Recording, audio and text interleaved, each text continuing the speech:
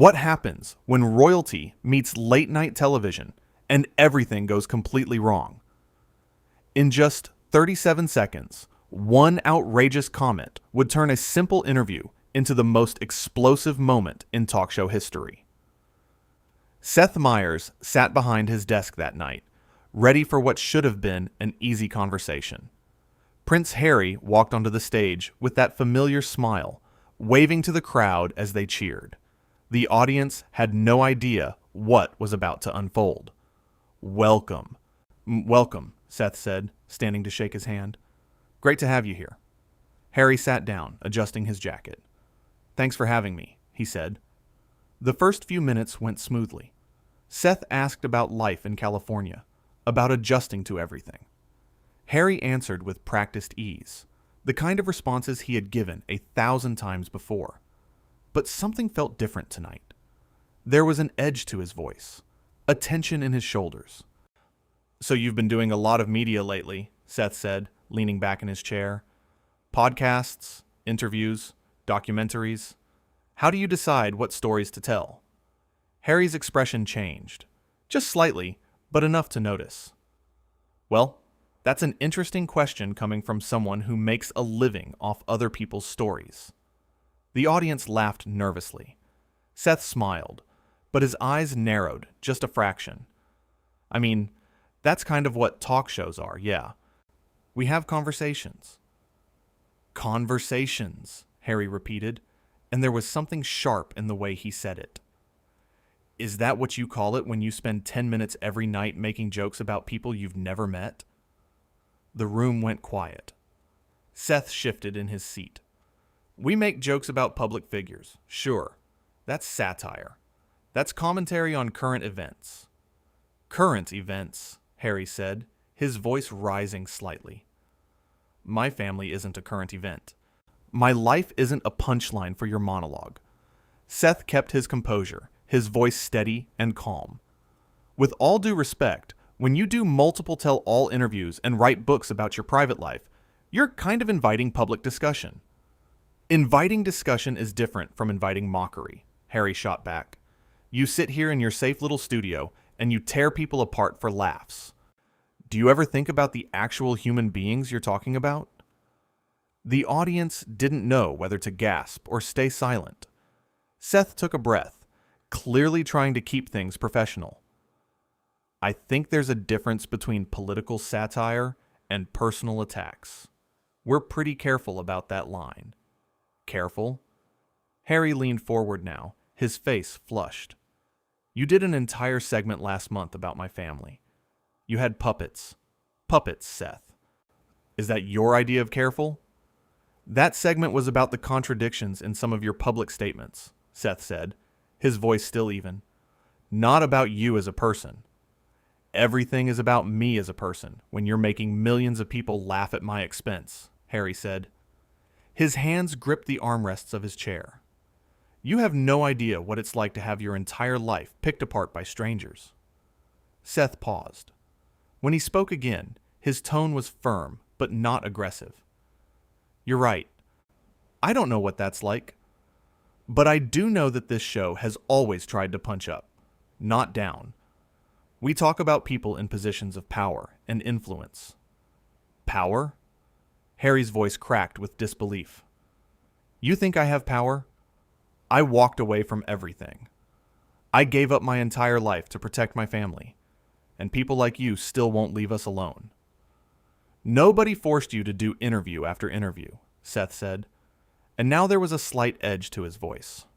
Nobody forced you to write a book detailing private conversations. You can't have it both ways. You can't share your story with the world and then get upset when the world has opinions about it. Harry stood up suddenly, his chair scraping against the floor. This is exactly what I'm talking about. This dismissive, arrogant attitude. You think because you have a camera and an audience that you have the right to judge everyone. Seth remained seated, looking up at him. I'm not judging you. I'm pointing out that there's a contradiction in wanting privacy while also doing publicity. You know what your problem is? Harry's voice was loud now, filling the studio. You're just another person who thinks they know my story better than I do. You read some headlines, you watch some clips, and you think you understand my entire life. I never claimed to understand your entire life, Seth said, his voice getting firmer. But when you go on television and say things publicly, those things become part of the public conversation. That's just how it works. How it works, Harry repeated mockingly. Let me tell you how it actually works, Seth. People like you build careers by tearing down people like me. You need us. Without people to mock, what would you even talk about? The audience was completely silent now. Some people looked uncomfortable. Others looked shocked. Seth's producer stood off to the side, clearly wondering if he should step in. That's not fair, and you know it, Seth said, standing up now to meet Harry's energy. This show covers politics, news, culture. We're not a tabloid. Could have fooled me, Harry snapped. The way you obsess over every little detail of people's private lives. The way you turn pain into punchlines. I think you're projecting your frustration with the media in general onto this specific conversation, Seth said, and his voice had an edge now. And honestly, if you're this upset about comedy shows making jokes, maybe you should take a step back and ask yourself why you're putting yourself in these situations. Maybe you should take a step back and ask yourself why you feel entitled to comment on situations you know nothing about, Harry fired back. Seth's jaw tightened. I'm a late-night host. Commentary is literally my job. Your job is to entertain people by making them feel superior to others, Harry said. That's all this is. You make your audience feel better about themselves by laughing at people who are struggling. That's a pretty cynical view of comedy, Seth said, his voice cold now. And frankly, it's insulting to me and to our audience. Insulting? Harry let out a bitter laugh. You want to talk about insulting? How about we talk about the segment you did where you implied I was a hypocrite for caring about the environment while traveling on private planes? That wasn't implying, Seth said flatly. That was directly stating, because it is hypocritical. You don't know anything about why I travel the way I do, Harry said, his voice shaking with anger. You don't know about the security concerns, the threats, the reality of my situation. Then maybe explain those things instead of just getting defensive, Seth suggested, but there was no warmth in his voice anymore. If you want people to understand your choices, help them understand. I shouldn't have to justify my every decision to you or anyone else, Harry shouted, and several audience members actually flinched. Who do you think you are? I'm someone who asks questions, Seth said, his voice rising to match Harry's volume. That's what this show is. If you can't handle questions, maybe you shouldn't be doing interviews. Harry's face went red. I've handled questions from actual journalists, real reporters who understand nuance and context, not clowns who read off cue cards written by 20-year-old comedy writers. The insult hung in the air. Seth's expression hardened. Okay, I think we're done here. Oh, we're done when you say we're done? Harry's voice dripped with sarcasm. How typical. The moment someone pushes back, you shut it down. I'm shutting it down because you're being disrespectful to me, to my staff, and to this audience, Seth said, pointing toward the crowd. You came on this show as a guest. You're acting like we attacked you. All I did was ask normal interview questions. Normal? Harry stepped closer to the desk. There's nothing normal about the way you people operate. You hide behind jokes and sarcasm, so you never have to take responsibility for the damage you cause. What damage? Seth's voice was loud now, too. What damage have I personally caused you? You contribute to a culture that makes it impossible for people like me to have any kind of normal life, Harry said, to his hands gesturing wildly. Every joke, every comment, every smug little remark adds to this narrative that we're fair game for whatever anyone wants to say about us. You are fair game, Seth said bluntly. That's what being a public figure means. I didn't make those rules. That's just reality. Reality, Harry scoffed. Your reality is sitting in a comfortable studio making fun of people. My reality is dealing with the actual consequences of that mockery. Seth crossed his arms. And what consequences are those, exactly?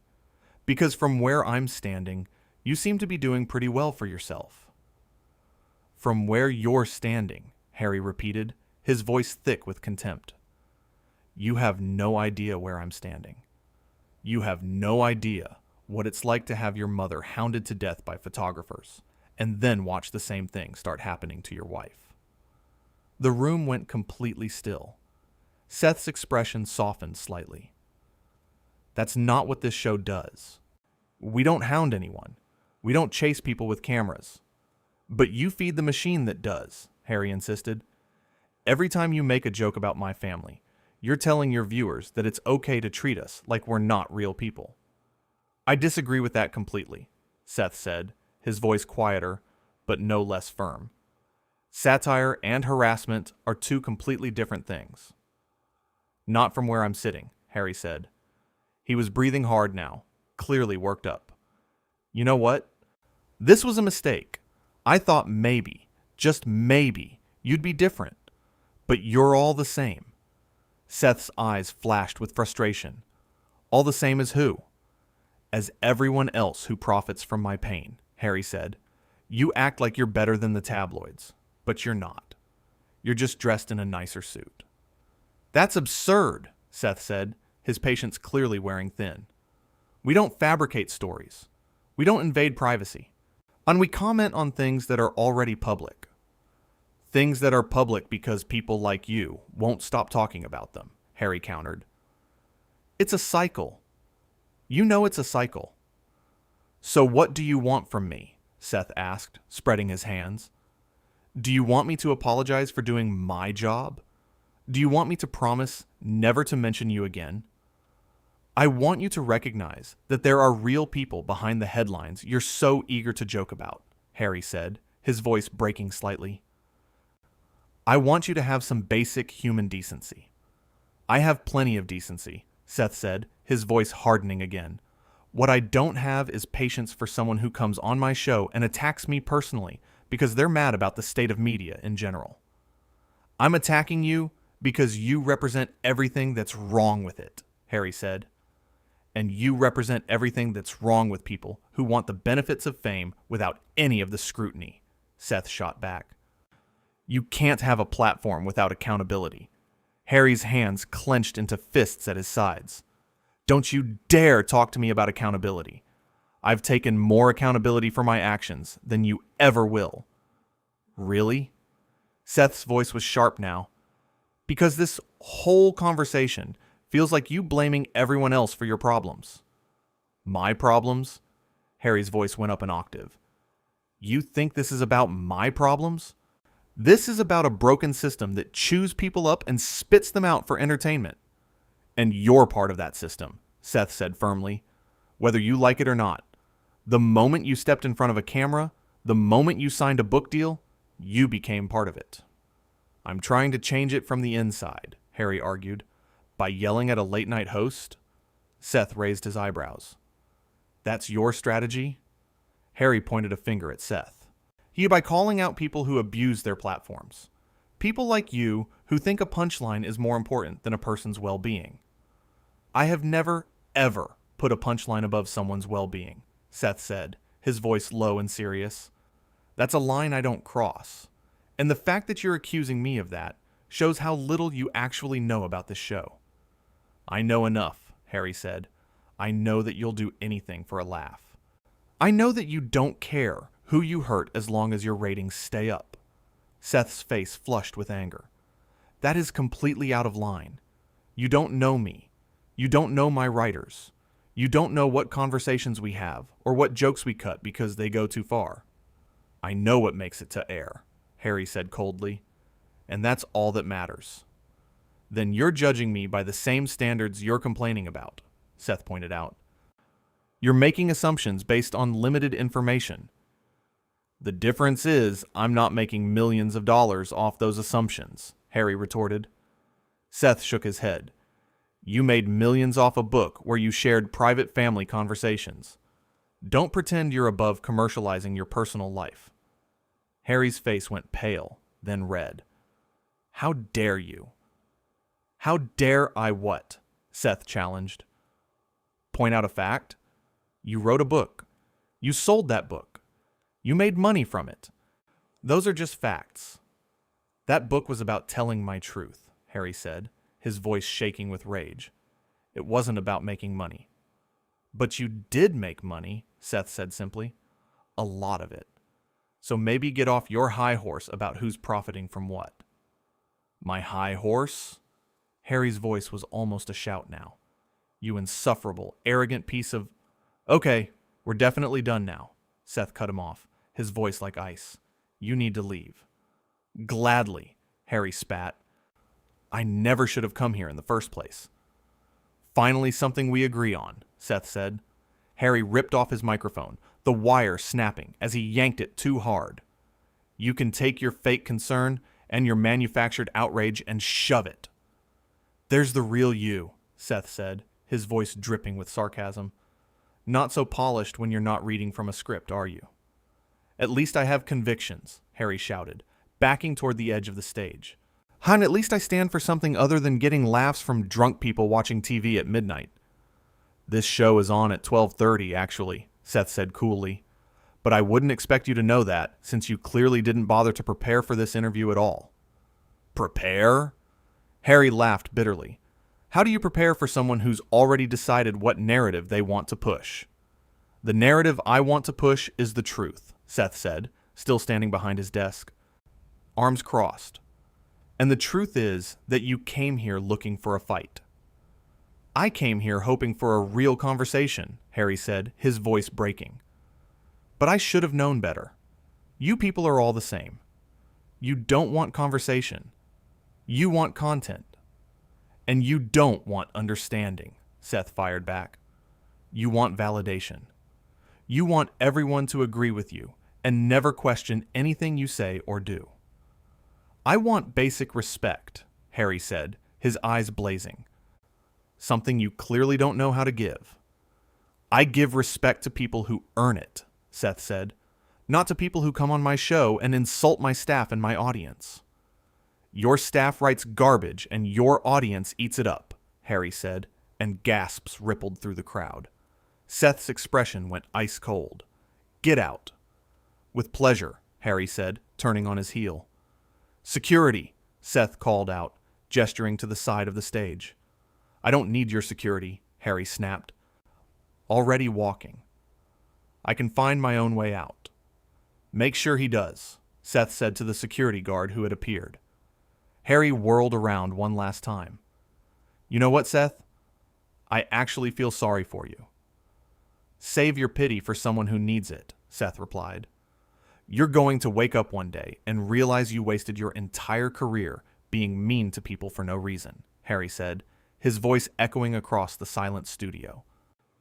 And you're going to regret it. The only thing I regret is wasting 20 minutes of airtime on this disaster, Seth said flatly. Harry opened his mouth to respond, but the security guard gently touched his elbow. Sir, this way please. Don't touch me, Harry jerked his arm away.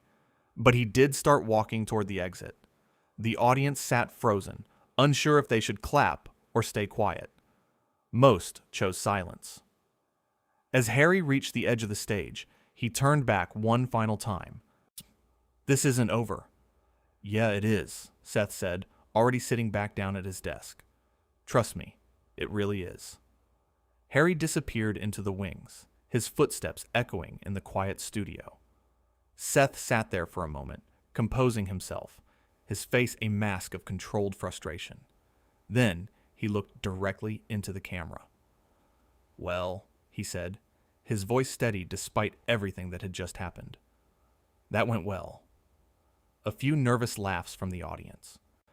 We're going to take a quick break, Seth continued, running a hand through his hair.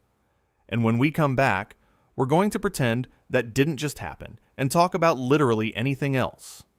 The audience laughed, this time with more confidence. Seriously, though, Seth added, his expression softening just slightly. I genuinely did not see that coming. I thought we were going to talk about his charity work. Maybe swap some stories about living in California. Instead, "Yeah, I got accused of ruining his life, so that's fun." More laughter, tension breaking. "But you know what?" Seth leaned forward, his elbows on the desk. "This is live television.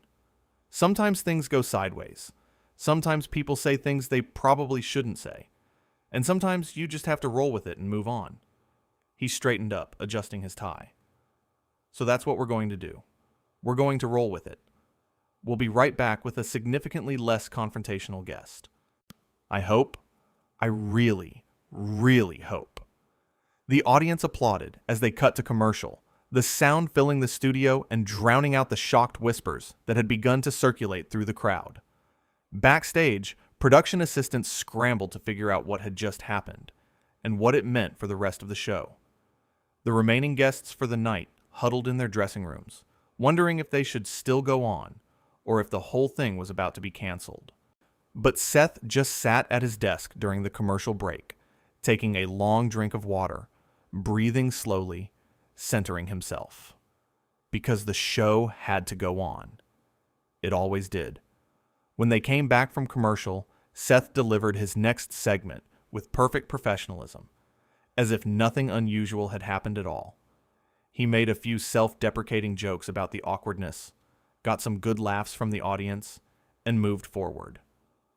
Because that's what professionals do. They handle the chaos. They deal with the unexpected, and they keep going. The interview that was supposed to be a friendly conversation had turned into a shouting match. What should have been a simple promotional appearance had become a complete meltdown. And in 37 seconds of explosive accusations and raised voices, any chance of civil dialogue had evaporated completely. The studio audience that night had witnessed something rare in late-night television. Not a planned bit or a rehearsed confrontation, but a real moment of genuine conflict between two people who fundamentally disagreed about fame, privacy, media, and respect. Seth had remained calm under fire, defending his show and his staff while trying to de-escalate the situation. He had asked reasonable questions and pointed out legitimate contradictions. He had been professional even when being personally attacked. Harry had arrived with grievances and left with his anger unresolved, having burned a bridge he could never rebuild. The questions Seth had planned were standard interview fare. Nothing aggressive or inappropriate. Just normal talk show questions designed to fill time and give the guest a chance to promote whatever they were promoting. But something had shifted the moment the cameras started rolling. Some invisible line had been crossed in Harry's mind. Some threshold of frustration had been reached, and everything had exploded outward. Seth had handled the aftermath with grace, making light of the situation without mocking Harry further, acknowledging the awkwardness without dwelling on it, and moving forward with the show. Because the show always moves forward. No matter how dramatic the moment, no matter how unexpected the turn, late-night television marches on. There are more segments to film, more jokes to tell, more guests to interview. The moment had been shocking while it lasted, but it was still just a moment. One interview out of thousands. One difficult guest out of hundreds. One night where everything went wrong in a career full of nights where everything went right. But for those 20 minutes, for that brief window of time, the studio had been electric with tension and drama. The kind of raw, unscripted moment that rarely happens in the carefully controlled world of television. Two people, two perspectives, two completely different understandings of what media means and what public life requires. A collision that was probably inevitable, given the circumstances, given the grievances Harry carried, and the questions Seth needed to ask. What started as a standard celebrity interview had become something else entirely. And in the end, Harry had left the building and Seth had finished the show.